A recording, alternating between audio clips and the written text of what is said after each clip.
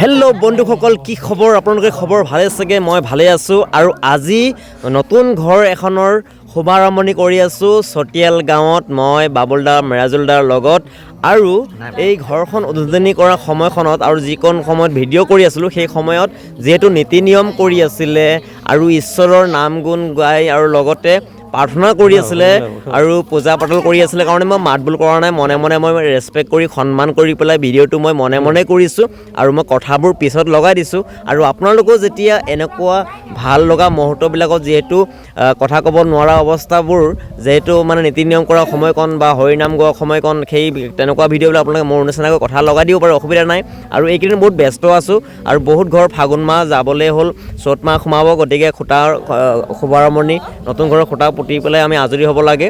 আৰু গতিকে আপোনালোকক ভিডিঅ'টো মই বনাইছোঁ আৰু মনে মনে বনাইছোঁ। এনেই মই মনে মনে ভিডিঅ' নবনাওঁ, কিন্তু আজি মনে মনে বনাব লগা হৈছে, কাৰণ নীতি নিয়ম প্ৰাৰ্থনা কৰি আছে ন, সন্মান কৰিব লাগিব, ৰেচপেক্ট কৰিব লাগিব। গতিকে সকলোকে ক'ম যে আমি প্ৰত্যেক দিনাই মিস্ত্ৰী কাম কৰোঁ আৰু নিজৰ কাম কৰোঁ, লগতে সমাজৰ কাম কৰোঁ, লগতে ফেচবুকৰ কাম কৰোঁ, লগতে আপোনালোকৰ লগত মৰম চেনেহত থাকোঁ।